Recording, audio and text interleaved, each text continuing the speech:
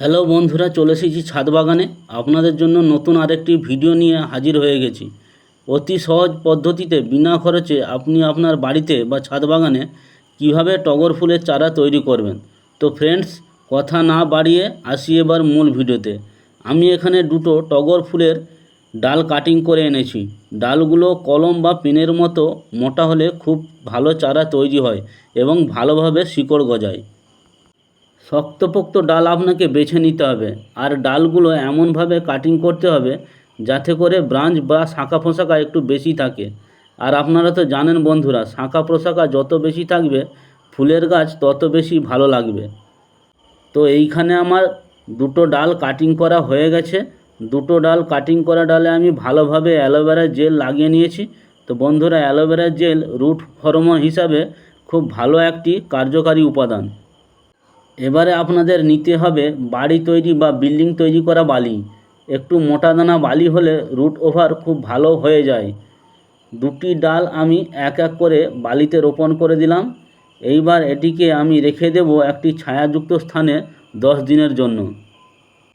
বন্ধুরা, দয়া করে চ্যানেলটি সাবস্ক্রাইব করে দিবেন আর বেল আইকনটি অন করে দিবেন, আর একটি লাইক করে দিবেন। লাইক করলে বন্ধুরা কী হয়, ভিডিও করার আগ্রহটা একটু বাড়ে। চলে এসেছি আরও 10 দিন পরে। দেখা যাক বালির মধ্যে ঠিকঠাক শিকড় বেরিয়ে এসেছে কিনা। টবটা হাতের মধ্যে নিয়ে এইভাবে একটু ঝাঁকিয়ে নিতে হবে, তারপরে আস্তে করে উপর করে দিতে হবে। এই তো বন্ধুরা, দেখছেন কত সুন্দর শিকড় বেরিয়ে এসেছে। আপনারাও করবেন, দেখবেন এইরকম সুন্দর আপনারাও শিকড় তৈরি করতে পারবেন। সিম্পল ব্যাপার, কোনো অসুবিধা নেই, কোনো সমস্যাও হবে না। পরের যে কাটিং ডালটি রয়েছে সেটিও হাতে করে নিয়ে ওই একই পদ্ধতিতে উপর করে ঝাঁকে নিতে হবে। দেখুন বন্ধুরা, কত সুন্দর, এই দেখুন এতেও কত সুন্দর শিকড় বেরিয়ে এসেছে। এইবার এই ছোট চারা দুটি ভালো করে পরিষ্কার করে নিতে হবে, যাতে করে শিকড়ের গায়ে বালি না লেগে থাকে। বন্ধুরা, আগে ছিল ডাল, এখন এটি চারায় রূপান্তরিত হয়েছে।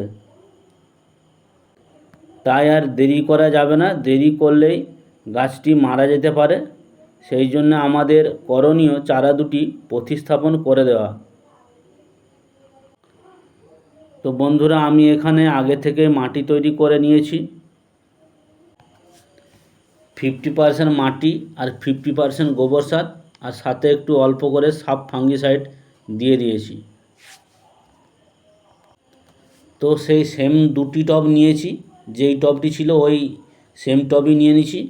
এইবার চারা দুটি এক এক করে প্রতিস্থাপন করে দেব। প্রতিস্থাপন হয়ে গেলে বন্ধুরা ভালো করে ভরপুর জল দিয়ে দিবেন। আর এইবার আপনারা চারা দুটি আর সেমি সেটে নাও রাখতে পারেন। এইবার আপনারা ফুল সানলাইটে রাখবেন, কোনো সমস্যা হবে না। তো বন্ধুরা, ভিডিওটি কেমন হয়েছে আপনারা কমেন্ট করে জানাতে ভুলো না।